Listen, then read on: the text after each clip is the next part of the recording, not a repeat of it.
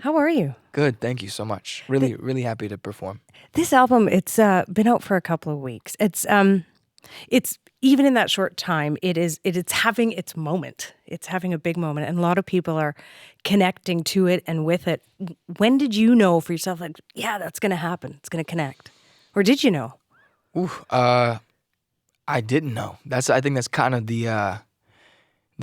the most exciting and also a little terrifying part of releasing an album. It's like you spend so much time watching it evolve and change and grow, and then it's finally to give it to the world and like let it grow its own legs.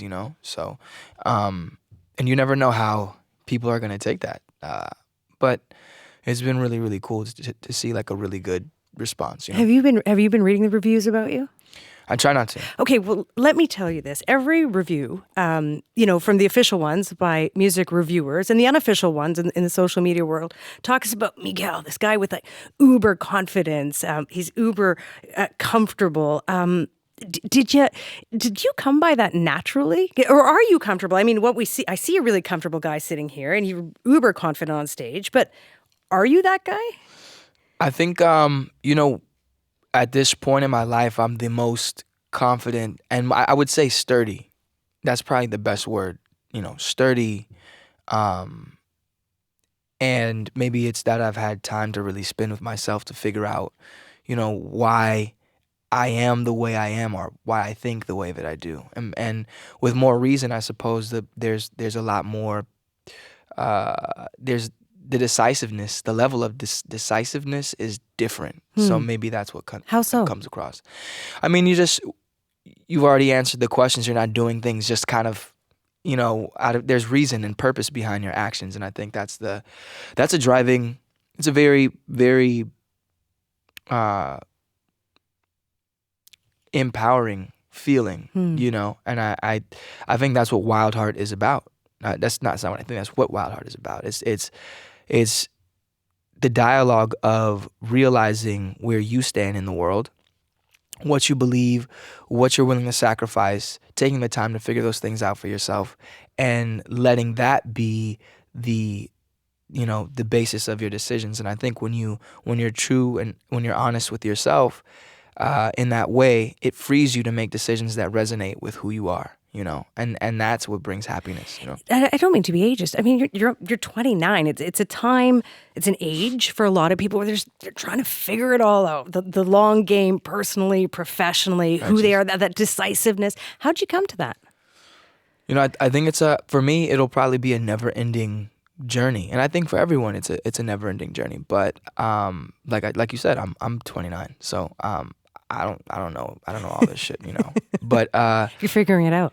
Yeah, I feel well on my way, and knowing that and having spent enough time to kind of be like, okay, I trust myself to make decisions that are true to who I am, and that's a kind of confidence that you have to figure out for yourself, And you've talked about in other interviews about music being something that you connected to right away. Do you remember that moment where you're like, yes, this is my thing. This is my connection. This is how I get to explore who I am and how I feel? I don't remember. I've always been in love with music, and I've always imagined myself being a musician. It may have been the way that music made me feel, but I can't think of a specific time where it was like, I'm gonna do this. I just always felt like this is what I was gonna be doing. Yeah. I feel like this has always been my purpose. It's been your purpose. Yeah, absolutely. And you have this interesting your album explores all the themes, sort of overarching theme of this album is all about identity. And your dad, Chicano? Yes, Mexican. Yeah. Your mom, African American. I mean, you're kind of the ultimate American. You're like so many other people, and you talk about and unlike so many other people, and you talk about this in What's Normal Anyway. You talk about your heritage, and you kick off the song. You say, "Too proper for the black kids, too black for the Mexican." Right. How does your mixed background, how does that shape your identity? I think struggling to figure out who you relate to the most is, I think, something that society kind of imposes or kind of wants you to choose. So growing up, that, it's an interesting thing to navigate. Growing up, trying to figure out, well, you get around your black friends, and then you're trying to be more quote unquote black, whatever that means, and then you get around the Latino, people that and you're trying to be more Latino, and you always find yourself feeling slightly out of place, and I'm sure the people around you can feel that it's not quite the right fit. There's something just a little off, because we as humans, we're perceptive, when we're putting on, or when it's real and authentic. But that was interesting. But I think as I got older and realized that I didn't have to choose, and just kind of was like, hey, this is what this is how I speak. This is how, and when you just have to decide. And that decisiveness kind of really, really helped with me becoming the musician that I am.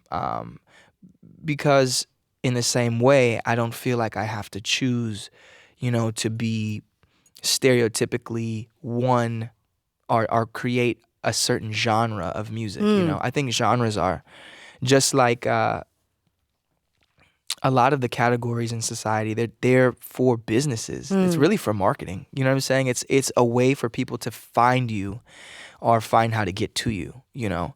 But as an artist, as a musician, as a creative person, it doesn't really pertain. It shouldn't pertain to our creative process. You don't like labels. Not at all. And because this album, as you say, is marketed and labeled sort of as R&B, and I'm not the hugest R&B fan. So for someone like me to come to this record, naturally, I probably wouldn't pick it up. And yet when I hear it, it has all these crazy influences. You can hear you sample Smashing Pumpkins in it at one point. It's all these things, and your influences are people like Freddie Mercury, David Bowie, guys that couldn't be categorized themselves. Is that how you see yourself? Like, sort of just breaking down boundaries, going past labels? I suppose that's the you hope to transcend things like that, but that's not I don't know if I think it's more of a subconscious thing. I don't know that it's a conscious thing. I think my taste informs my creative process, and obviously informs what comes out of that. And I hope what comes out, with consistency and longevity, which you hope for, you do transcend the boundaries, or the status quo of what certain things are, or should be, or should sound like. That's who I am in general, all the way through. Like I said, being of mixed descent kind of already prepared me to do that. And I think it's affected the way that I create music. So, I want to ask about your album cover. It is, when I picked it up, it's a bit jarring. It's really artistic for people who haven't seen it. There's an unidentified woman. You're semi-nude. You're in a suggestive position. She is. And at first I was like, what is this? But it's really intriguing and really beautiful as you start looking at it. But what are you trying to say with that? Well, because Wildheart is really a dialogue about the journey of being yourself and living your purpose. Those questions, who am I? Where do I stand? What do I believe in? What am I willing to sacrifice? What is right and wrong to me? When you figure those things out, you completely free yourself from concern of the way your actions and your direction appears to the outside world. Because you realize that so much in life is subjective. You know what I mean? Normality, subjective. You know what I'm saying? And so you're kind of free to define these things for yourself. And that's such an empowering and powerful feeling. And so all the artwork was meant to convey that empowering feeling. That you are the master of your own life, and I don't like to say things like destiny or anything like that, because that would be super cliche. But okay. But I think you're the curator of your reality, and as vast that you allow yourself to dream and believe, it will manifest itself to you. And that's knowing that and believing that is so freeing, you know, because I think the way that we've been programmed, you know, there's all of these subconscious ceilings, all of these you can't know, and it's all formulaic. Happiness looks and feels like this, you know. Success looks and feels like this, and this is how you get to it. Do A and B, and you get C, you know. And I just think the journey is different for everyone. How'd you get there, though? Because most people are sort of stuck in those boxes of happiness looks. Like, what is it about Miguel that allows you to sort of say, you know what, that my happiness I get to define. I get to figure that out. Yeah. I mean, it just all stems from realizing that normality just is subjective, you know? It's so if really what we feel is true and believe is true is based completely on our experiences and our circumstances, then it really also, you know, changing how we see it is completely up to us as well, you know? And I think that's where everything, all of the rest of it kind of builds upon that, you know? There's no such thing as normal.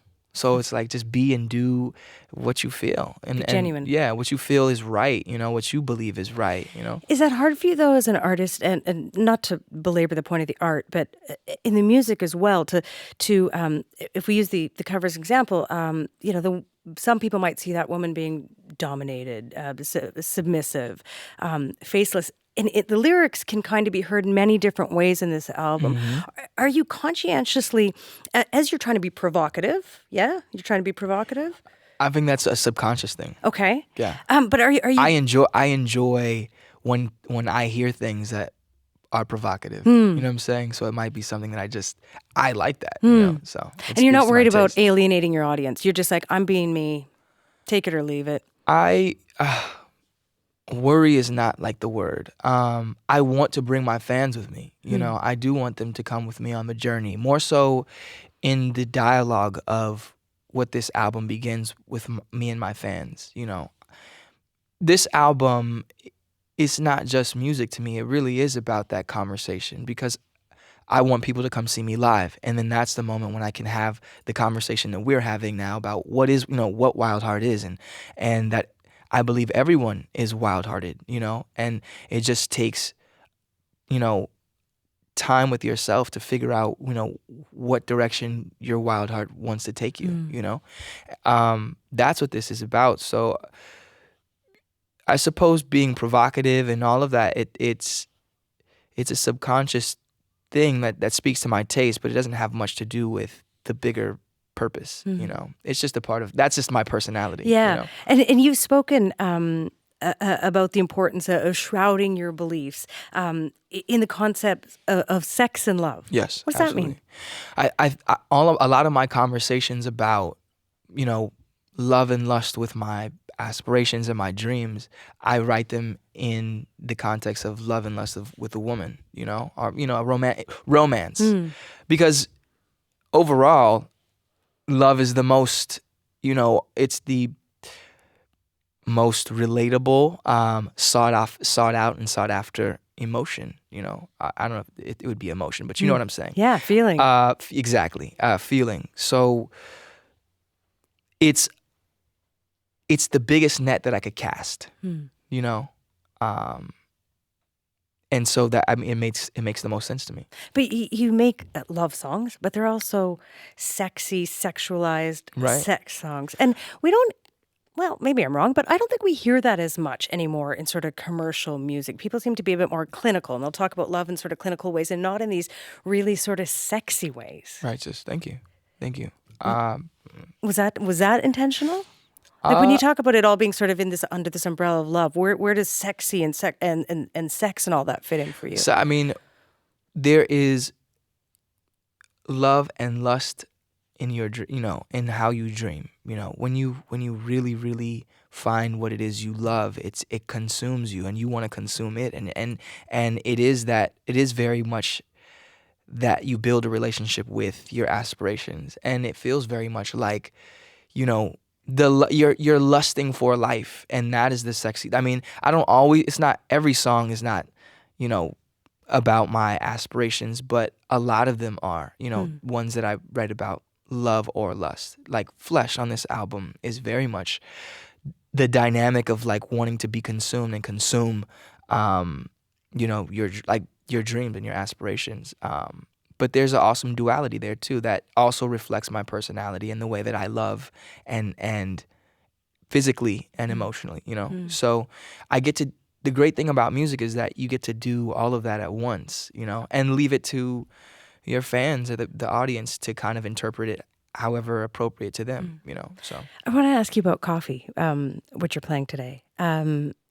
It's I mean, at its core about sort of morning after bliss. Righteous. It's a great song. Thank you. What are you trying to explore there? What's the story? It's just,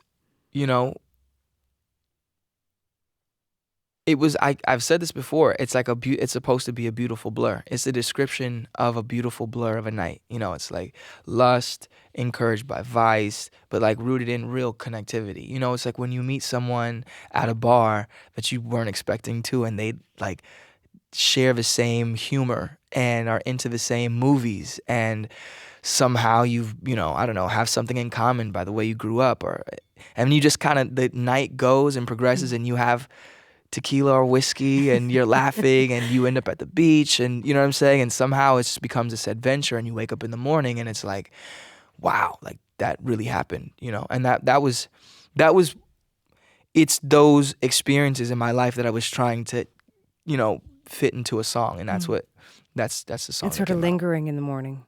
Yeah, you wake up and it's like, wow, she's still here, like, and that was awesome. Like that really happened, It's cool. You're really, you're on a roll. It's this moment. You said at the beginning that it's sort of a snapshot of your life. Are you concerned that the snapshot, this might be so good that it might just disappear? Ooh, no. I every album, Kaleidoscope Dream, All I Want Is You, I can look at them and go, I know exactly who I was, what I was doing, where I was when I listened to the music. And so, Kaleidoscope Dream, the same thing. I was in New York. I remember what I was doing and how I was moving and my friends, and that's why the album looks and feels and tastes the way that it does. This album has to be different because I'm a different person now. And my next will be different, and my next will be different from that, and so on and so forth, because the way that I imagine my career being and my music being is one, essentially a sonic journal, where I can look back when I'm older and go, oh man, I've grown so much, or like, oh man, I wish I could have, I could have done better here. So, but it's, my music reflects who I am in a specific place and time, and that's how I want to create my music. I want to build that expectation in my fans so that they're getting to know me, and it is a journey. So, yeah. I don't fawn easily. This is a great album, and it's been great talking to you. Thank you. Thank you. Thank you. No, pleasure's mine.